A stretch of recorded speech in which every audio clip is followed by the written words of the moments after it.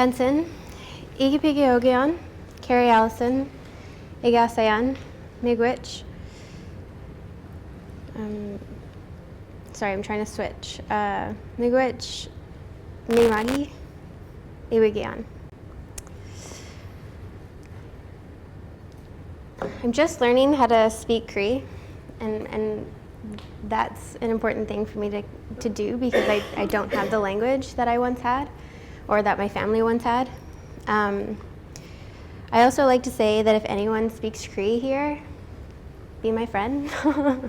I've been looking for someone to kind of practice with in person. I'll talk about a project where I talked to my great auntie, so my grandmother's sister, to try and reclaim that language. So I've been having conversations with her about, asking her how to pronounce certain things, how to say certain things in Cree, and trying to reclaim that language. And I did that through art because I felt that was like one of the only ways that I would find time for it, is if I made it into some sort of a practice. But I'll talk about that project in a bit. So as Jerry mentioned, my practice is really rooted in identity. My grandmother, she was a residential school survivor, so she lost a lot of her culture and her language, and therefore my mom and myself also did. So the way that I kind of deal with that is I create art that makes it a little bit easier to reclaim that identity and to kind of think through these processes of reclamation and relearning, and trying to get other people to understand that this is like an entire process that'll take many generations in order to reclaim, and also to like work through it myself individually and try to think through processes of what that means and how I can do it in a way that I'm comfortable with. So I've been working with like ideas of colonialism since my bachelor degree, so like 5 years ago. But during my master's degree, I started working with beading, and before my bachelor degrees, during my bachelor, and when I was accepted into NASCAD for the master's program, I was accepted as a painter drawer, and after the first year I did no painting and drawing. Did like a couple months of it, and then I went right into beading. And this was one of the first works that I made. It's called 150. It was made in 2017, so that was during Canada's 150 celebration. I was thinking a lot about this. This was actually made for Nocturne, so it had like public engagement in mind, and but what I was really concerned about, or what I was really interested in, is trying to find a way to speak to Indigenous histories, but to give like access to other people. So this is 150 beaded bracelets with numbers. The numbers correspond to an event during the 150 years of Canada, and they relate specifically to Indigenous histories.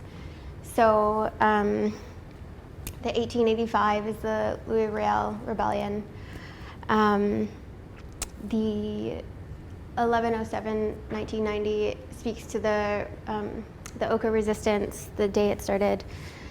And the viewer would come up to this installation, and then they would view this QR code. And they would scan this QR code, and it would go, oh, well, I have to do this manually now.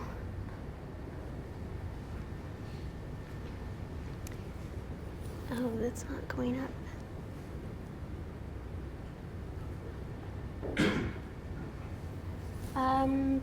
Sorry, the website's not coming up. I don't really know why.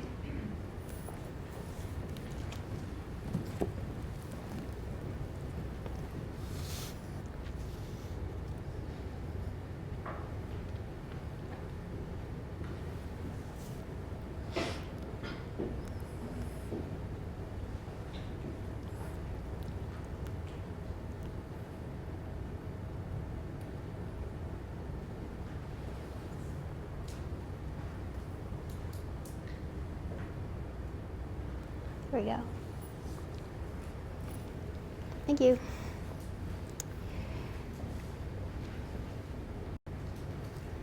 So you'd go to this website. The viewer would read that 150 seeks to disrupt current dominant Canadian narratives by foregrounding significant and disturbing history shared by many Indigenous people over the last 150 years. This installation is 150 white and red beaded bracelets suspended in a grid. Each bracelet depicts a number, anyways, it just goes on. And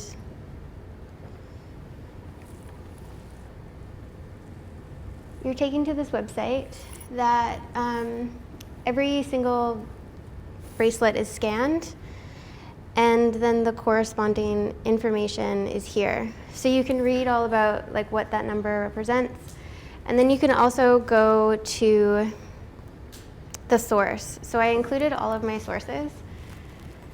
And this was essentially for me to learn about Indigenous histories in a very broad sort of way. I'm just gonna go back to the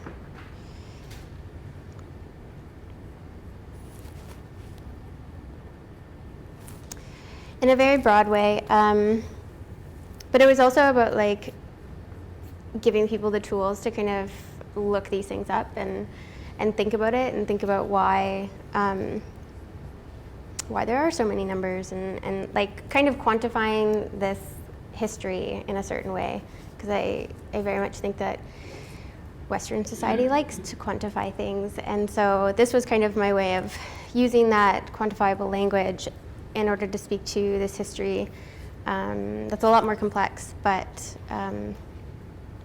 yeah. The next project is Kiskio Sikyu, which means, it's a Cree word meaning they make things to make people remember. And this is the project where I spoke to my auntie and I recorded the conversations, and then I sliced it up in a sound recording and got specific words and phrases in Cree, and I would just relate or like repeat those. So I created an audio file and listened to this while beading on a loom. And what I was thinking about was this act of beading as being a very repetitive, methodical gesture that could be used for a mnemonic device, so to help you remember certain things. So this is about a 2-hour performance of me just repeating all the words that my auntie was saying and then creating a consecutive beadwork. And this took place in St. John's at Harborside Park.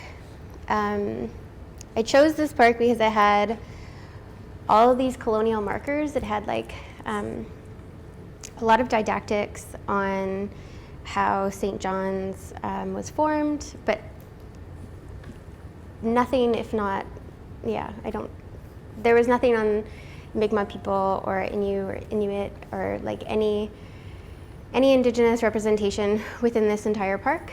So I decided to insert myself into this act of reclaiming language in this very colonial park as a way of like showing resistance, and then also showing like people how much work it takes to reclaim language and like how much it's really, really boring. It's a very boring performance.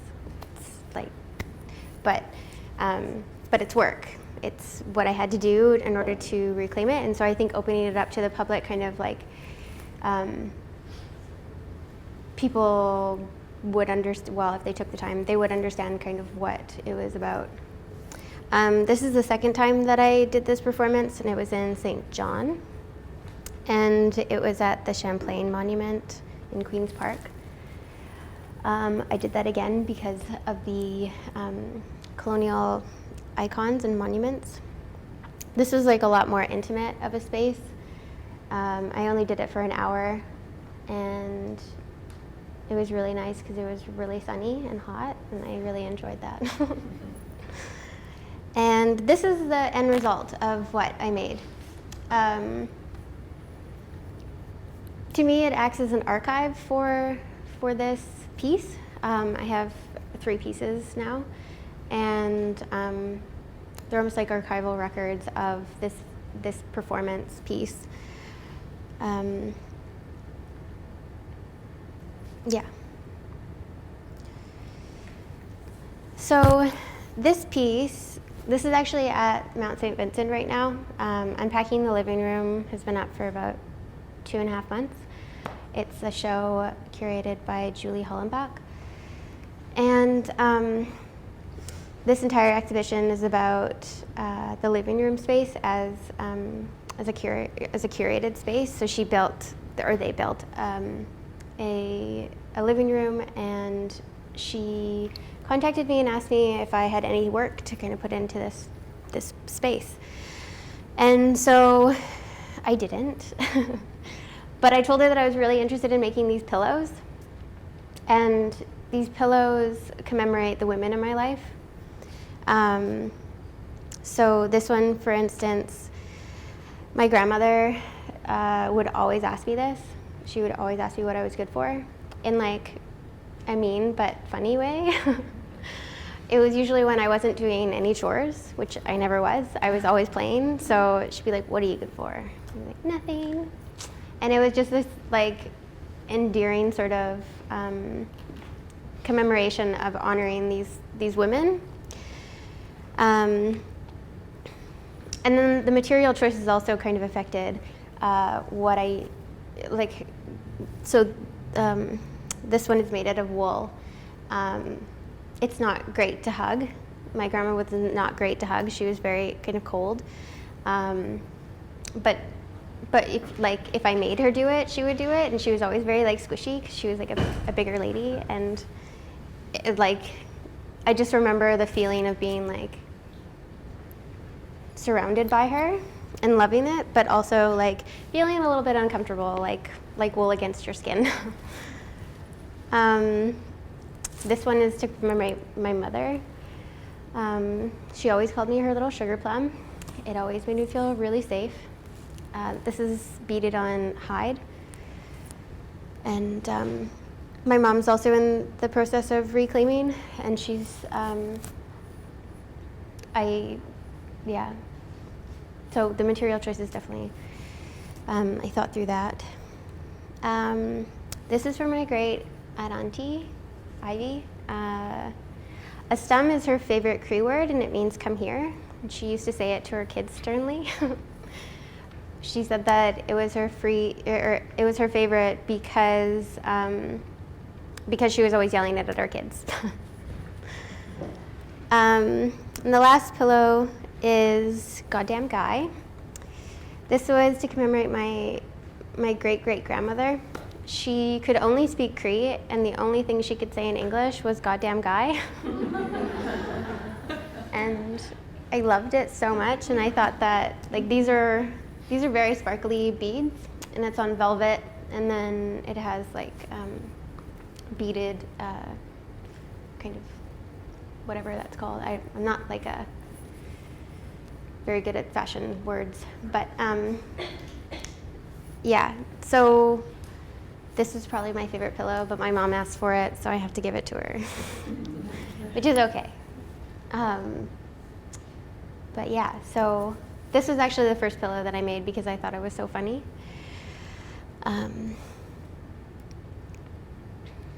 This piece, so this was actually done for my master's thesis exhibition.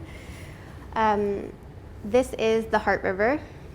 I was really thinking about this process of making as a way of reclaiming and reconnecting to my ancestors through a very long time of making. So this is a 30-foot beaded river.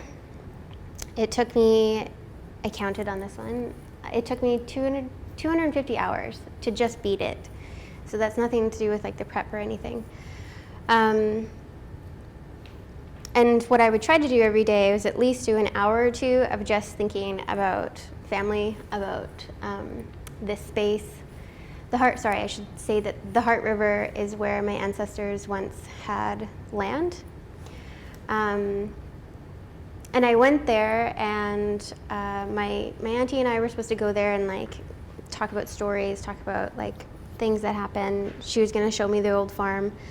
But then her sister, my other great auntie, ended up passing away. So the visiting ended up being more home orientated and more like family oriented. Like we just stayed at home and ate a whole bunch of food and like danced and just like stayed at home. So she didn't get a chance to kind of show me this. And so I went and visited the river and like walked along it, and I created a different piece for it. But I was really thinking about this idea of reconnecting with a space that like I've only visited once, and how I could get to know that space, but through like a vast distance. So Heart River is in Alberta, BC, in Alberta. And so obviously geographically I live in Halifax, so it's very far away. So yeah, so during like this hour or two a day, I would just bead and think and like talk to my auntie and just like reconnect in a certain way. So I found this to be very like good for me in terms of reconnecting with family through just actively thinking about them on a regular basis and really sitting in it by doing this very repetitive gesture of beadwork. I also watched a lot of Netflix too. Like, I'm not some sort of zombie. It was very hard to do an hour or two like a day. But I was beading for about 8 to 10 hours a day for like 2 months. So this is the Fraser River. It is a lot bigger than the Heart River geographically, so it's a lot smaller beads, but it's the same length. It's a 30-foot river. And the Fraser River, I had personal connections to. So I grew up along this river. I have memories of swimming in the river, of boating in it, of doing camping alongside it. So I wanted to commemorate or to honor that history as well. And I also had to write a thesis, so these things are talked about in length in terms of, like, I think there's around 90 different nations that live along the Fraser. So I was really thinking about that too, and like, and in BC, there's so many different nations with so many different dialects. Like, they're vastly different. I was also thinking about that, like how many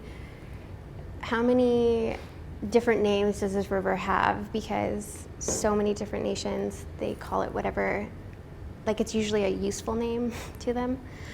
So I was thinking a lot about that and like how to think through this process of like, this is not my territory. And I'm very aware of that, and just trying to think through that by honoring it, by making it.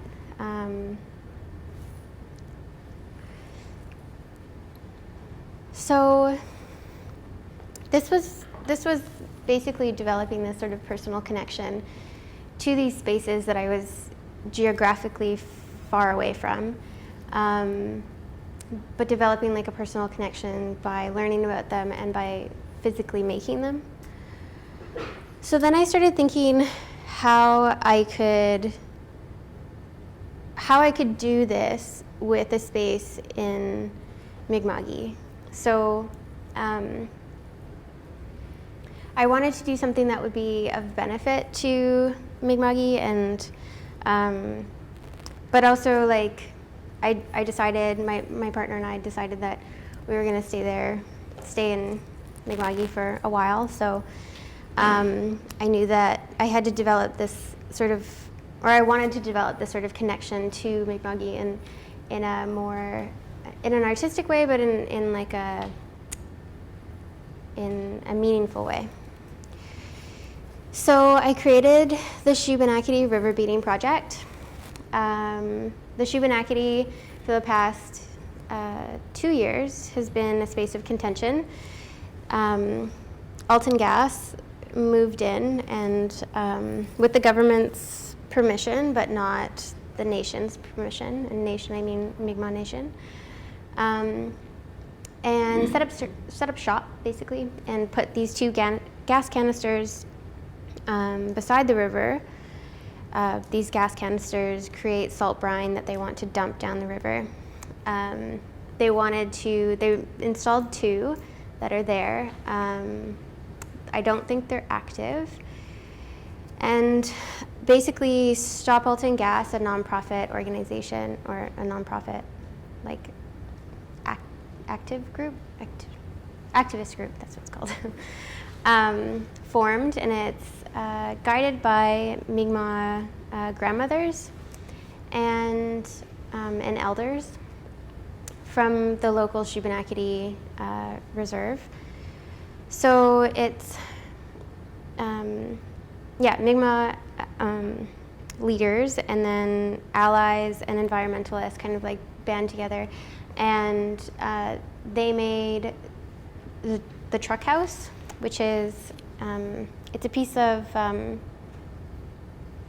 it's in Mi'kmaq treaties of peace and friendship. Basically, you can set up like a shop anywhere that's on unceded land and sell goods. So these people decided to use that sort of model to activate their rights, and they set up a truck house. So they built like a hut that they actively live in and take up space and protest this Alton Gas moving in. So what I wanted to do was I wanted to bead the Shubenacadie River, but not myself.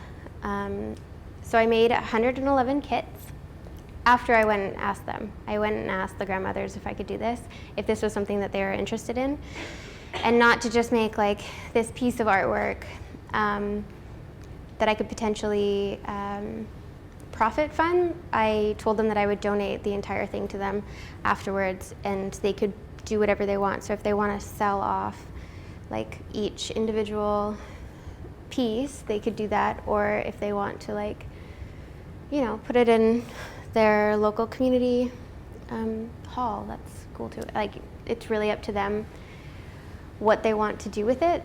Right now I'm just in the process of exhibiting it to get more people involved and more people know about it. So yeah, so I made 111 kits that will form the Shubenacadie.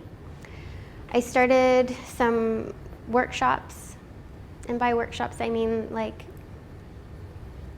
gatherings. I don't really teach a lot during my workshops. I try to I teach people how to make a stitch, but I don't teach any sort of Indigenous designs or teachings, because I'm not comfortable with that. So I basically teach people how to create a stitch with some beads, and we just talk, essentially. We talk about, there's lots of stories here.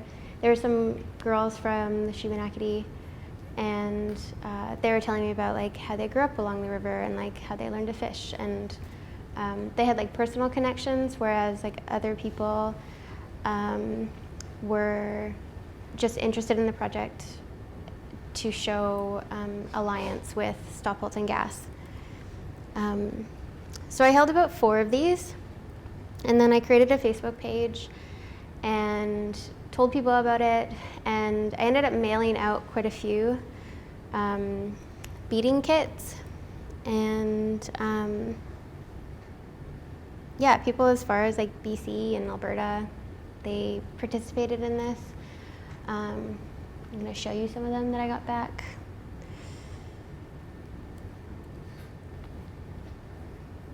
So the Shubenacadie River, it goes from the Minas Basin, and because it's tidal, a lot of when it first starts, it's like very muddy and mineral-like. So it's like brown and reds, and then it switches pretty close to Grand Lake because it starts to mix with the lake water, and then it turns into this like amazing blue. So that's reflected in the colors that I chose. So it moves from this sort of goldy color into this blue.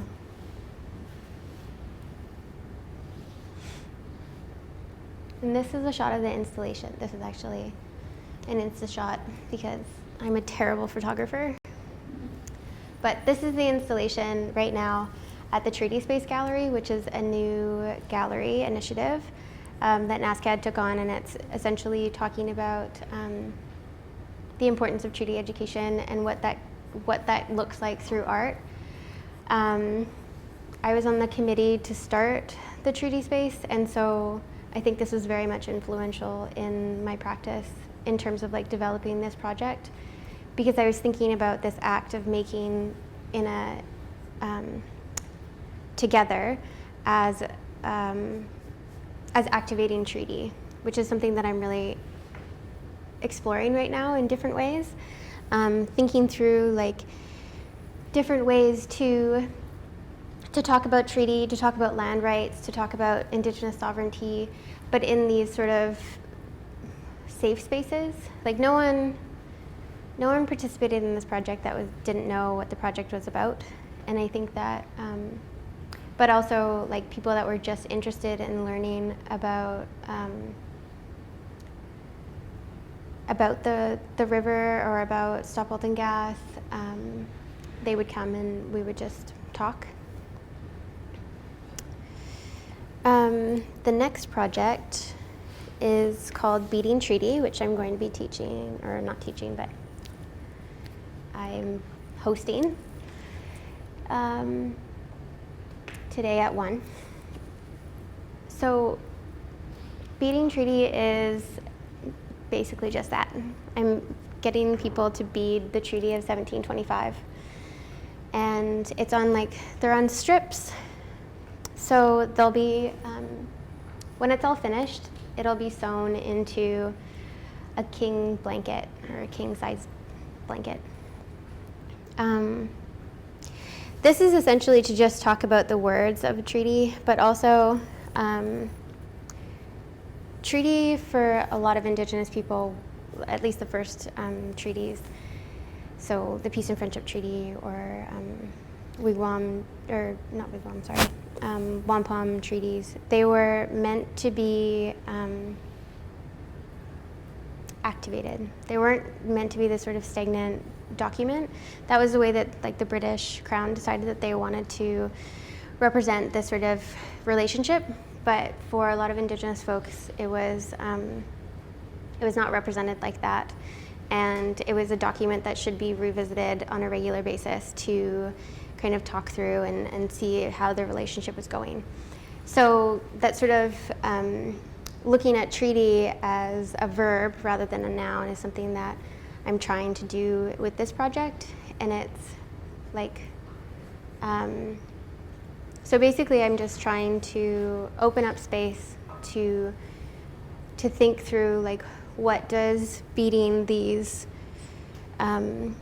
very colonial words, what does that mean, and how can we think through that process of making this sort of document as opposed to just writing it out. So this is what it sort of looks like. There's lots of different colors, so that's always fun. And people just continue to make these. So you come into the workshop and we just bead and sit and talk and share. And that's it.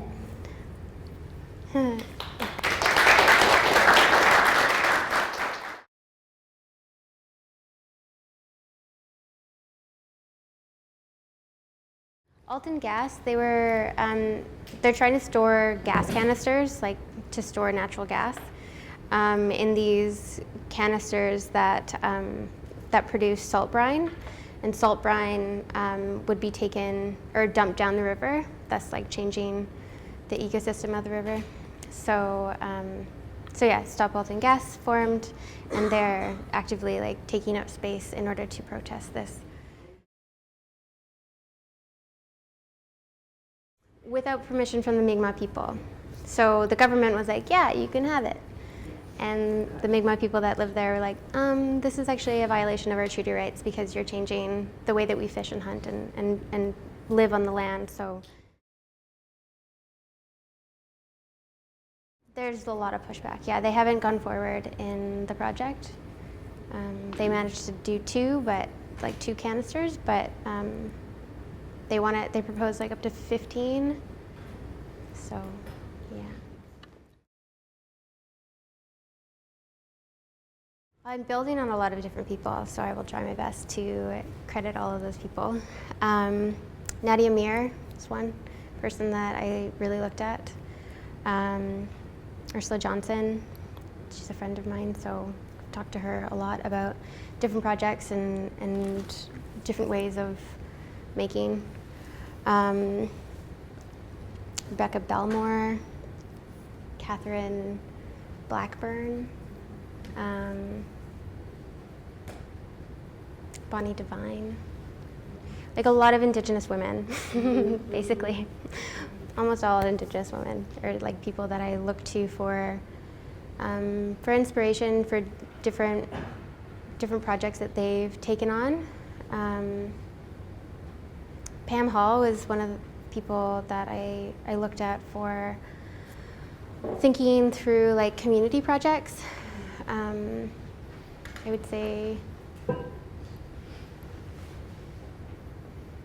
yeah, there's a lot of, I constantly look at other artists.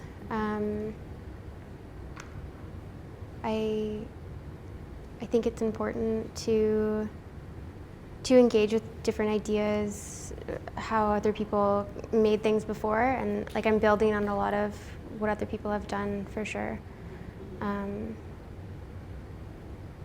Yeah, who else? Camille Robertson, yeah. She's a scholar. She like writes a lot about beading practices. Same with Sherry Farrell-Rossett. She's written a lot about Métis like beading practices or making practices. I read her a lot for my thesis, which is online, so if you want to read it, it credits everyone in there.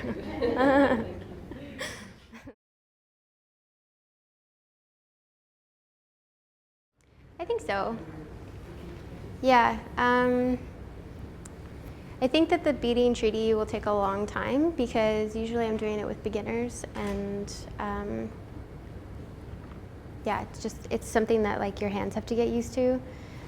So it takes a while to kind of learn those skills. So like a 2-hour beading workshop isn't really enough. But yeah, I think that for me, another thing that I think I forgot to mention was that to making the Shubenacadie River Beading Project was really a way for me to build community and to think through like acts of allyship and kinship and trying to activate those ideas, but within community and trying to do it in a respectful way. So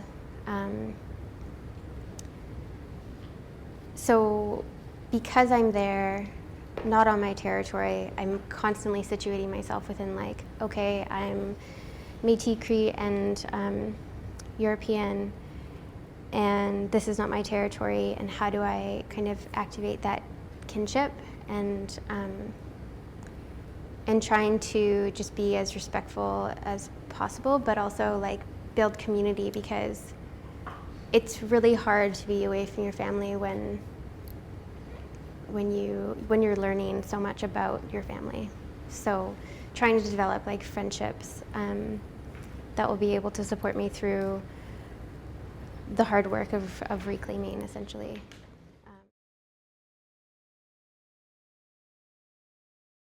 Yeah, and I think that that's like something I'm comfortable with doing. Not everyone is, but not a lot of Indigenous people are. Well, I don't know about that actually. But I think that like developing conversation is something that I'm passionate about because I think it is needed, and I find it. I don't know. I like grew up in such a white town that it like all my friends don't really understand like ideas of treaty or ideas of like reclaiming or these types of things. So having those conversations within my own community is like a, I don't know. I feel good about it, so I do it.